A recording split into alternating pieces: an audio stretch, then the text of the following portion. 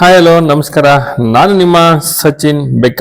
ಸ್ನೇಹಿತರೆ, ನಾನಿವತ್ತು ನಿಮ್ಗೆ ಈ ವಿಡಿಯೋದಲ್ಲಿ ಹೇಳೋದು ಕೊಟ್ಟಿರ್ತಕ್ಕಂಥದ್ದು ನನ್ನ ವೈಯಕ್ತಿಕ ನಾಣ್ಯ ಸಂಗ್ರಹದಲ್ಲಿರ್ತಕ್ಕಂತಹ ಒಂದು ವಿಶೇಷ ನಾಣ್ಯದ ಬಗ್ಗೆ ನಾನು ನಿಮ್ಗೆ ಇವತ್ತು ಪರಿಚಯ ಮಾಡ್ಕೊಡ್ತೀನಿ.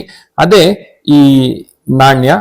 ಇದು ಶ್ರೀರಾಮನ ಪಟ್ಟಾಭಿಷೇಕದ ಕಾಲಕ್ಕೆ ಸಂಬಂಧಪಟ್ಟಂತಹ ಒಂದು ನಾಣ್ಯ.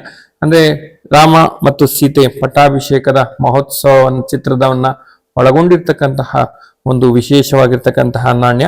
ಇದು 5 ಅಂಕೆಗಳನ್ನ ಒಳಗೊಂಡಿರ್ತಕ್ಕಂಥದ್ದು. ಈ ನಾಣ್ಯದ ಬಗ್ಗೆ ಸಂಪೂರ್ಣವಾಗಿರ್ತಕ್ಕಂತಹ ವಿವರಣೆಯನ್ನ ನಾನು ನಿಮ್ಗೆ ಈ ವಿಡಿಯೋದಲ್ಲಿ ತಿಳಿಸ್ತೀನಿ ಸ್ನೇಹಿತರೆ. ಈಗ ನಿಮ್ಗೆ ಕಾಣ್ತಾ ಇರ್ತಕ್ಕಂಥದ್ದೇ ರಾಮ್ ಟಂಕ ಕರೆನ್ಸಿ. ಇದು 19ನೇ ಶತಮಾನದ ಮಧ್ಯಭಾಗಕ್ಕೆ ಸೇರ್ತಕ್ಕಂತಹ ಒಂದು ನಾಣ್ಯ. Base silver token currency. ಇದು 21.50 ಗ್ರಾಮ್ ತೂಕವನ್ನ ಹೊಂದಿರತಕ್ಕಂತಹ ಮತ್ತು 35.31 ಮಿಲಿಮೀಟರ್ ವ್ಯಾಸವನ್ನ ಹೊಂದಿರತಕ್ಕಂತಹ ಒಂದು ನಾಣ್ಯ. ಈ ನಾಣ್ಯದ ವಿಶೇಷತೆ ಏನು ಅಂತಂದ್ರೆ, ಈ ನಾಣ್ಯದ ಮೇಲ್ಭಾಗದಲ್ಲಿ ರಾಮ ಮತ್ತು ಸೀತೆ ದರ್ಬಾರ್ ವೇದಿಕೆಯ ಮೇಲೆ ಕುಳಿತಿರ್ತಕ್ಕಂತಹ ರೀತಿಯಲ್ಲಿ ಒಂದು ಚಿತ್ರವನ್ನ ಕಾಣಬಹುದು. ವೇದಿಕೆಯ ಕೆಳಭಾಗದಲ್ಲಿ ಆಂಜನೇಯನ ಕುಳಿತಿರ್ತಕ್ಕಂತಹ ರೀತಿಯಲ್ಲಿ ಚಿತ್ರವನ್ನ ಕಾಣಬಹುದು.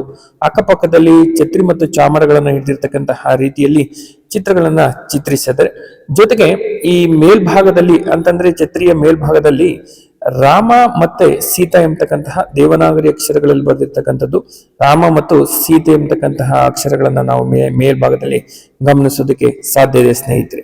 ಇದು ಒಂದು ಸುಂದರವಾಗಿರ್ತಕ್ಕಂತಹ ರಾಮ್ ದರ್ಬಾರ್ನ ಒಂದು ನಾಣ್ಯ. ಇದು ಮುಂಭಾಗದಲ್ಲಿ ಇರತಕ್ಕಂತಹ ವಿಚಾರಗಳು. ಇದು ನಾಣ್ಯದ ಹಿಂಭಾಗದ ಚಿತ್ರ ಈಗ ನಿಮ್ಗೆ ಕಾಣ್ತಾ ಇದೆ. ಆಂಜನೇಯ ಎಡಭಾಗಕ್ಕೆ ಹೋಗ್ತಾ ಇರ್ತಕ್ಕಂತಹ ರೀತಿಯಲ್ಲಿ ಇದನ್ನು ಚಿತ್ರಿಸಲಾಗಿದೆ. ಆಂಜನೇಯನ 2 ಕೈಯಲ್ಲೂ, ಒಂದು ಕೈಯಲ್ಲಿ ಗದೆ, ಮತ್ತೊಂದು ಕೈಯಲ್ಲಿ ಸಂಜೀವಿನಿ ಪರ್ವತವನ್ನ ಎತ್ತಿ ಹಿಡಿದಿರ್ತಕ್ಕಂತಹ ರೀತಿಯಲ್ಲಿ ಚಿತ್ರಿಸಲಾಗಿದೆ. ಆಂಜನೇಯನ ಅಕ್ಕಪಕ್ಕಗಳಲ್ಲಿ ತಾಳೆ ಮರದ ಚಿತ್ರಗಳನ್ನ ಬಿಡಿಸಿರ್ತಕ್ಕಂಥದ್ದನ್ನ ನಾವಿಲ್ಲಿ ಗಮನಿಸಬಹುದು. ನಾಣ್ಯದ ಸುತ್ತ ಅಕ್ಷರಗಳನ್ನ ಬರೆದಿರ್ತಕ್ಕಂಥದ್ದನ್ನ ಗಮನಿಸಬಹುದು. ಆ ಮೇಲ್ಭಾಗದಲ್ಲಿ ರಾಜ ರಾಮ ಸೀತಾ ಲಕ್ಷ್ಮಣಕಿ ಜಿ ಎಂಬತಕ್ಕಂತಹ ಬರಹಗಳನ್ನು ಮೇಲ್ಭಾಗದಲ್ಲಿ ಕಾಣಬಹುದು. ಕೆಳಭಾಗದಲ್ಲಿ ಹನುಮಾನ್ ಸನ್ 4734 ಈ ರೀತಿಯಾಗಿ ಅಲ್ಲಿ ಅಂಕೆಗಳನ್ನು ಬರೆದಿರ್ತಕ್ಕಂಥದ್ದನ್ನು ಒಟ್ಟು 5 ಅಂಕೆಗಳಿದೆ. ಈ ಅಂಕೆಗಳನ್ನ ನಾವಿಲ್ಲಿ ಗಮನಿಸಬಹುದು. ಮುಂದಿನ ವಿಡಿಯೋದೊಂದಿಗೆ ಭೇಟಿ ಮಾಡ್ತೀನಿ. ಅಲ್ಲಿವರೆಗೂ ನಮಸ್ಕಾರ ಸ್ನೇಹಿತರೆ.